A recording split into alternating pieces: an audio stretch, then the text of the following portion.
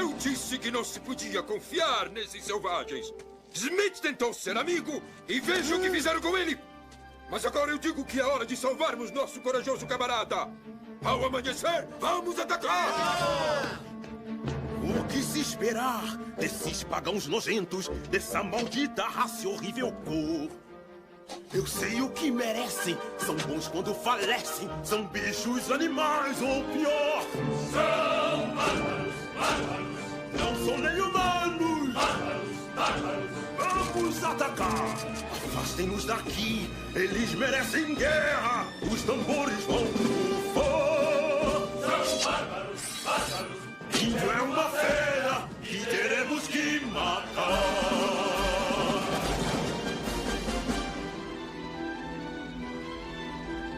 Era o que eu temia. O branco é um demônio, dinheiro é o deus em que eles creem.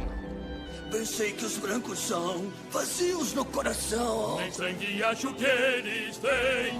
São bárbaros, bárbaros. Não são nem humanos. Bárbaros, bárbaros. Gostam de matar. Não são iguais a nós. Partimos para a guerra. Os tambores vão rufar. São bárbaros, bárbaros. Vamos matar este. E os tambores vão rufar. Temos que matá-lo! Bárbaros, bárbaros. Vamos massacrar! Bárbaros, bárbaros. Não são nem humanos. Os tambores vão.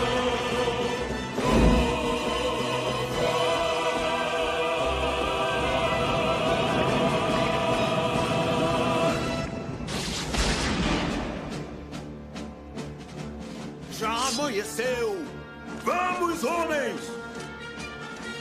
Já rompeu a aurora. Tragam o prisioneiro. Vamos liquidando quem encontrar. Eu não sei o que fazer, mas eu tenho que tentar. Vamos nos vingar. Águia me faça voar. Já chegou a hora. Coração tem que aguentar. O inimigo temos que matar. Espíritos que estão no céu. Eu já não sou. Pois é um bando de nojentos. Bárbaros, bárbaros. Vai pro céu. Matem! Bárbaros, bárbaros. O que vão esperar? Destruam essa raça que é uma desgraça. Os tambores vão rufar. Os tambores vão rufar. Os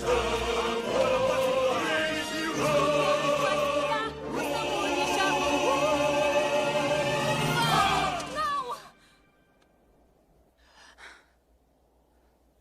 Este pequeno trecho da animação Pocahontas sempre me foi muito emblemático. Durante a minha infância, que foi o período ao qual tive contato com o filme, não consegui perceber toda a grandeza e magnitude disponível na obra, principalmente nesse pequeno trecho da canção São Bárbaros, onde evidencia a natureza humana de temor às divergências. Como podemos ver, as duas culturas se odeiam mutuamente e acreditam que são superiores, tanto culturalmente quanto espiritualmente, e que por esse motivo devem destruir a outra. A motivação principal para esta canção ser o início do nosso vídeo não é simplesmente demonstrar a profundidade filosófica passada pelos autores da obra, muito menos evidenciar a animação da Disney. O intuito mesmo é trazer a todos uma indagação simples, de tamanha carga, que arrisco-me a dizer que o intuito dos roteiristas não era fazer uma reflexão ou um ensinamento para crianças, mas sim transmitir uma imagem na qual apenas indivíduos dotados de uma carga histórica e reflexiva poderiam compreender. Porque, para nós seres humanos, é tão difícil nos colocarmos no lugar do outro e principalmente compreendermos a cultura do outro como um todo completo e indivisível, insolúvel, e ao mesmo tempo aceitarmos o outro na nossa própria cultura. Se eu pedisse para você que pensasse rapidamente no estereótipo de um indígena, qual resposta você me daria? As minhas respostas seriam mais simples. Com toda certeza, a primeira imagem de um indígena que viria à minha mente, e que no caso momento vem, é a de um indígena norte-americano, assim como os representados em Pocahontas ou os dos clássicos westerns. Porém, com alguns minutos a mais de pensamento, eu pensaria sim em um indígena brasileiro. Porém, o que me causa maior espanto é a disparidade entre os arquétipos que vêm em minha mente. O estereótipo do indígena norte-americano é similar ao do herói grego, o índio forte, viril, astuto, que auxilia o homem branco ou então luta ferozmente para defender seu território. Enquanto, ao pensar no indígena brasileiro, eu pensaria em algo muito diferente do anteriormente citado. Seria algo como um indígena preguiçoso, ou então que não fosse tão guerreiro e que deixasse o homem branco entrar e tomar sua terra sem representar o mínimo contratempo ou esforço. Estranhamente, é possível reparar um padrão nesta forma de pensamento, similar à minha. A visão do índio preguiçoso não é nada extraordinário para o cidadão brasileiro. E boa parte deste pensamento é decorrente da forma como os nativos americanos brasileiros são representados para a grande massa, sejam literariamente ou artisticamente, assim como podemos ver no seguinte trecho. Mas tem um projeto para aumentar a glória dos tupinambás. Massacrar os inimigos dormindo, é? Não, comércio. Venderemos comida para os brancos que chegarem nos navios. E nós vai morrer de fome? É ruim. Passaremos a colher e a caçar mais. Isso dá muito trabalho. Trocaremos por muitas mercadorias. Eu preciso de mais pra quê?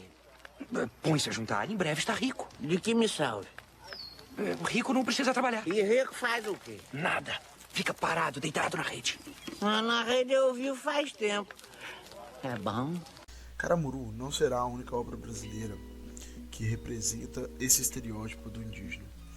Se revisarmos um pouco o acervo literário disponível em nossa nação tupiniquim, poderemos encontrar Macunaíma, o herói sem caráter nenhum, um livro publicado em 1928 por Mário de Andrade e que nos trará a imagem de um indígena brasileiro totalmente preguiçoso, tribal, retrógrado e que se branquificará, se é que este termo existe, mas fato é que Macunaíma só se tornará um cidadão representado na sociedade após abandonar todos os seus costumes indígenas.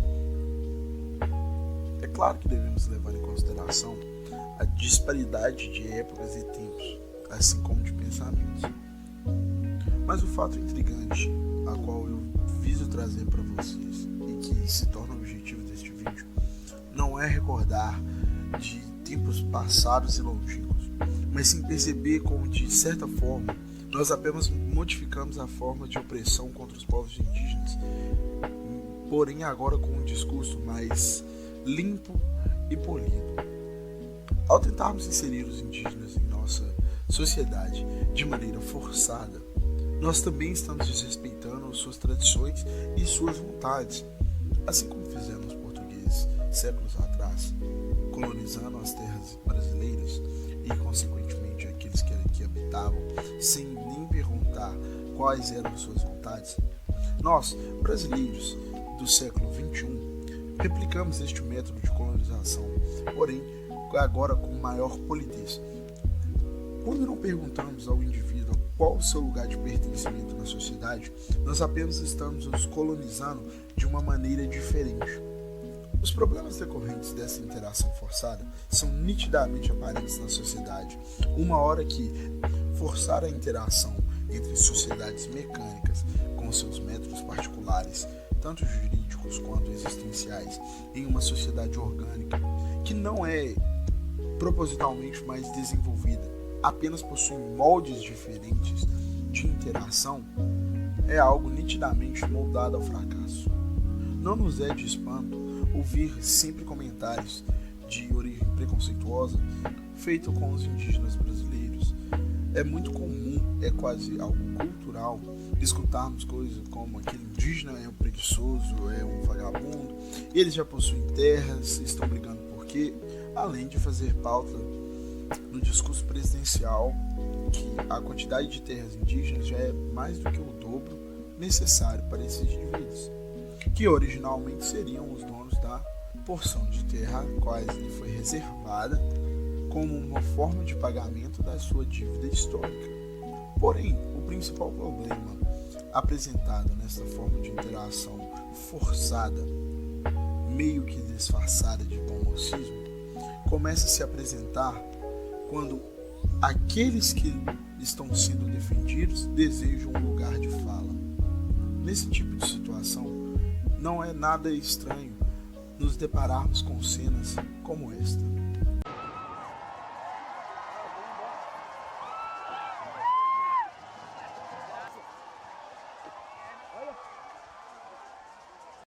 Obviamente, não podemos compreender o lugar de fala como uma exclusividade de fala sobre determinado assunto, mas sim como uma propriedade sobre o assunto, mesmo não tendo frequentado meios acadêmicos ou feito uma vasta pesquisa sobre.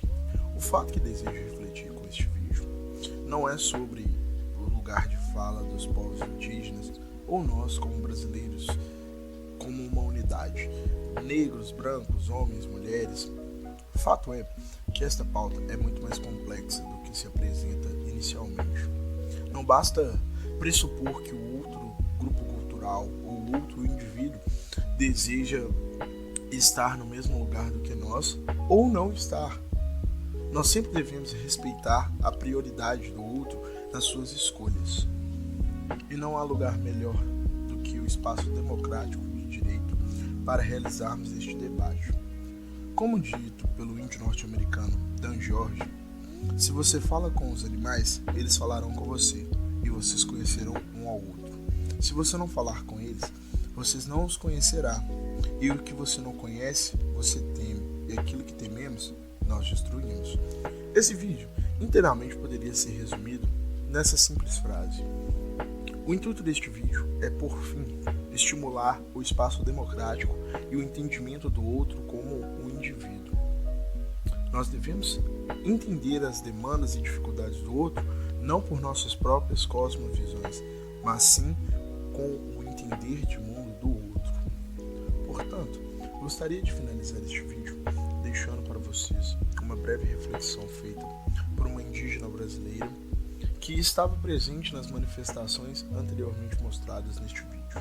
Você tem uma bancada evangélica que se junta com uma bancada ruralista para destruir todos os direitos. Eles querem transformar o Brasil no celeiro do mundo, entendeu?